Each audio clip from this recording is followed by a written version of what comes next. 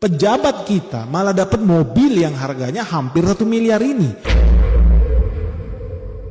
Dan kalau lu masih punya hati nurani, lu tahu nggak kenapa ini tragis? Teman-teman tahu di Indonesia masih banyak anak yang stunting, anak-anak miskin, boro-boro makan 3 kali sehari, makan 1 kali sehari udah syukur. So gue sangat senang ketika Presiden Prabowo bilang apa? Hey, ayo kita kasih mereka makanan bergizi gratis karena mereka ini masa depan Indonesia, masa depan bangsa Indonesia ada di anak-anak ini.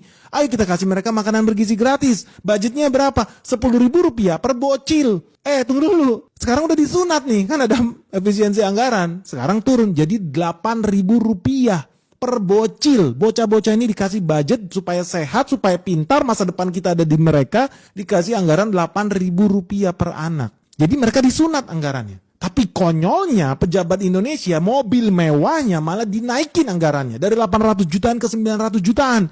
Hampir 1 miliar. Gila! Kalau lu punya hati, lu pikir, lu tahu mobil mewah itu buat satu pejabat eselon 1. Harganya 931 juta. Lu bagi 8.000 perak anggaran buat kasih makan satu mulut anak Indonesia. Lu dapat angka 112.000. Gila lu tuh. Lu gila emang. Emang bangsa ini hancur. Udah hancur sehancur-hancurnya.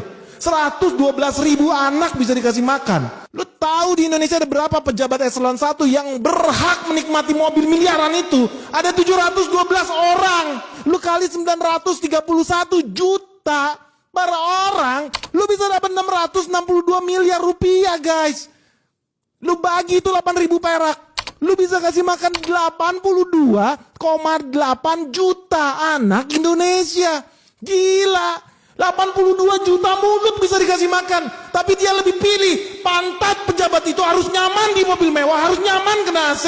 Sehingga biarkan rakyat kita mati kelaparan, biarkan. Gila lu, gila. Gua skiji lihat hal kayak gini, guys. Negara apa ini? Nggak ada otak. Apa maksudnya? Kecewa gua justru. Kecewa, guys. Kecewa, guys. Jujur aja, guys. Menurut lu masuk akal nggak? Kok bisa negara bikin program beli mobil baru? Katanya hutang tambah banyak. Katanya kita harus berhemat. Katanya anak-anak kecil miskin harus kita berdayakan. Kasih makanan bergizi. Budgetnya dipotong, pejabatnya dinaikin. Kok kayak begini? Mereka marah happy. Di sini kita bisa tahu negara kita ini negara yang hobinya memperkaya pejabatnya. Aduh, padahal lu tahu mereka dapat fasilitas itu duitnya dari mana? Lu tahu kan negara kita utangnya banyak. Berarti mereka itu terima duit beli mobil mewah pakai utang. Gila, bukan pakai duit sendiri, pakai utang. Terus yang suruh bayar utang beli mobil mewah siapa? Ya anak cucu lu. Kan anak cucu lu nanti belanja ke toko bayar pajak, beli baju bayar pajak, kerja di kantor bayar pajak. Supaya apa? Supaya bisa bayar utang? Enggak. Supaya bisa tambah kaya pejabat-pejabat ini. Kan sedih banget sih. Gila lu. Menurut data Bank Dunia, masyarakat miskin di Indonesia itu sampai 60,3%. Ngeri lu ini. Ngeri. Kok bisa-bisanya justru malah meningkatkan kesejahteraan pejabat? Kok itu solusi bangsa ini? Luar biasa hebat. Jijik gua dengernya, asli jijik gua.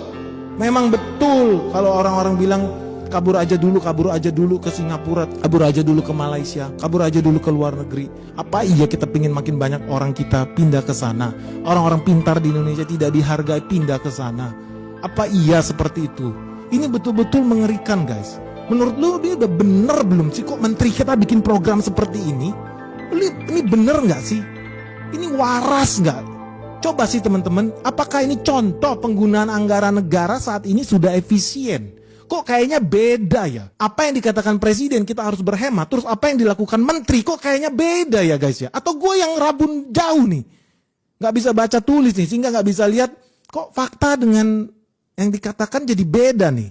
Apa yang terjadi ya di republik ini? Kok ada miskomunikasi ya?